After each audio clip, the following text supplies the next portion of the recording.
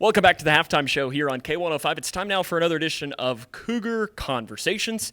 Tonight, we're talking with Grayson County High School teacher Mr. J.T. Burns about technology and all of the ways that it is changing. But first, you got your start in technology. I know you said Bluegrass Cellular. Yeah. Why was that something you were interested in?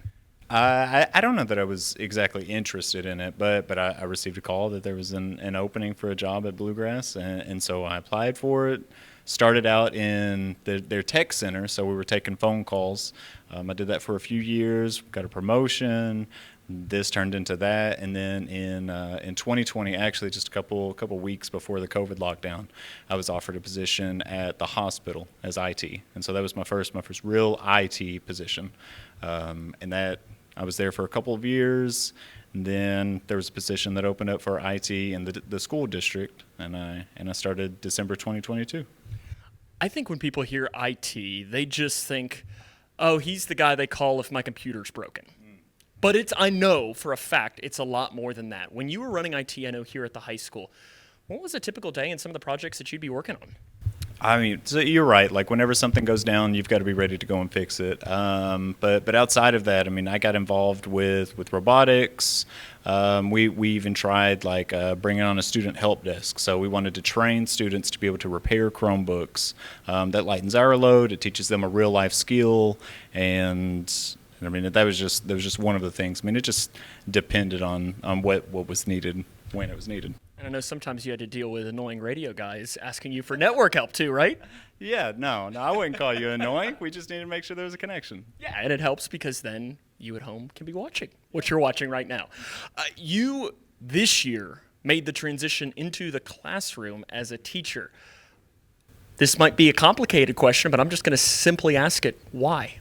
Why? That is really complicated. No, the more that I did with students, between like robotics, help desk, our different competitions, and then coaching track. I enjoyed my experience with the children, and I wanted to go for it, and so a training opened up for AP Cybersecurity by Career Kickstart, and that was something that Matt Hayes and I had been talking about, and things just kind of fell into place, and a position worked its way into happening. You read right into my next question, AP Cybersecurity. I like to say I'm not that old. I just graduated high school over 10 years ago, and when I was there, I don't think AP Cybersecurity was a thing, and if it was, I know my school did not offer it. So when I ask this, what is AP Cybersecurity? What are you teaching in that?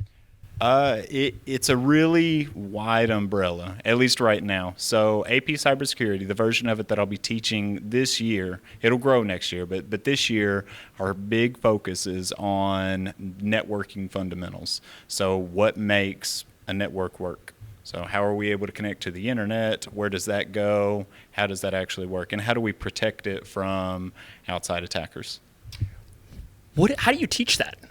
Thankfully, I'm not paving a new road. I mean, CompTIA and other resources have developed, I wouldn't say a curriculum, but a guideline of what you need to know. So there's a certification called the Network Plus certification by CompTIA, and it's got its guidelines of what you need to know, how much you need to know in order to pass their test, and you get an industry certification. And we just go from that. I mean, AP sort of built their backbone, their framework from that, and that's what we'll be teaching. Is this a certification then that could help a student in the future almost immediately after graduation? Absolutely. I mean, it would help very quickly too. And I mean, and upon passing the class or passing the AP test, you would be given a voucher to take the CompTIA Network Plus certification. So normally you're looking at like a $500 investment, and you get that for free for being in that class. That's great. I love hearing that. You mentioned robotics as well, and we were talking while I was setting up here about how my little brother used to do robotics, but it was kind of in the infancy. And I watch these videos online of some of these robotics things that kids are building, and it is really cool. But for there's someone here listening, they're thinking robotics, they're probably thinking of, robots from, your science fiction movie. What is robotics, though, in your realm? So we have a few different competitions that we get involved in, and that's what, I mean, Like I'm a competitive guy. I really like getting into competition. So they're what really draw me.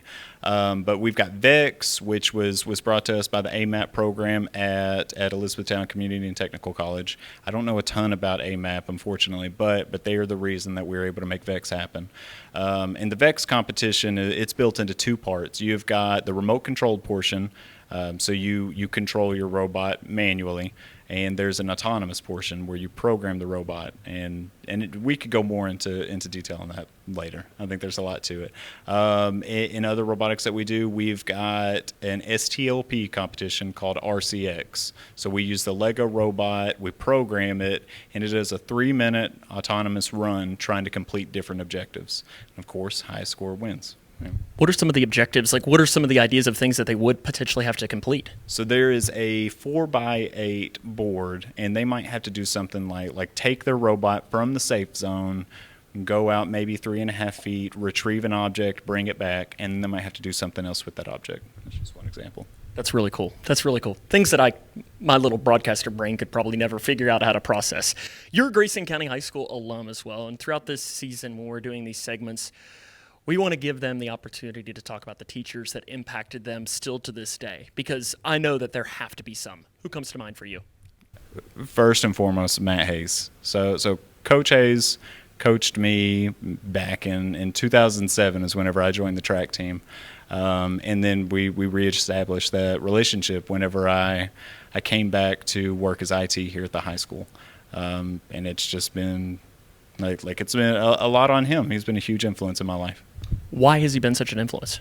Gosh, he's an extremely positive character, and he's willing to make anything happen if he knows that it's going to be helpful for kids.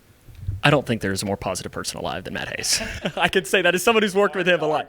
He is absolutely positive. This is, I know, a loaded question for you, and I don't even know that there's an answer to this question, but where is technology headed in your eyes? We were talking as I was setting up, said, just in the 10 years since I've graduated high school, things have changed so much. What do you think the next 10 years look like? Yeah, I mean, even since I graduated high school, technology's changed a ton. I mean, now kids have Chromebooks in the classroom. AI is a real thing. I couldn't have fathomed it whenever I was graduating. I have no idea where it's going to go. I mean, I couldn't begin to imagine because of how quickly things seem to advance. So I can't even speculate. It's going to be fun to watch, though, I think, because I think, our kids and our kids' kids are just going to have more and more opportunities to, we can't even wrap our brains. I mean, just think 20 years ago, you'd never think that you'd have something like that on your watch, or, the phone has more power than the Apollo spacecraft and all that. It's just going to be really interesting. Thanks for taking the time here for us. Great things happening at technology. For a student that might be interested in this field, what would you want to tell them? Give it a shot. I mean, don't be afraid to talk with me, talk with somebody about what you want to turn your life into. So if you want something to do with technology, then reach out to somebody. If that starts with a counselor, a teacher, just talk to somebody, because it can't happen until you make that connection. Connections are all of it. That'll wrap us up here for today's edition of Cougar Conversations. We'll have more throughout the season and a full version of this on our YouTube channel. Make sure you subscribe there so you don't miss any of the segments all season long. We'll have more on the halftime show after this.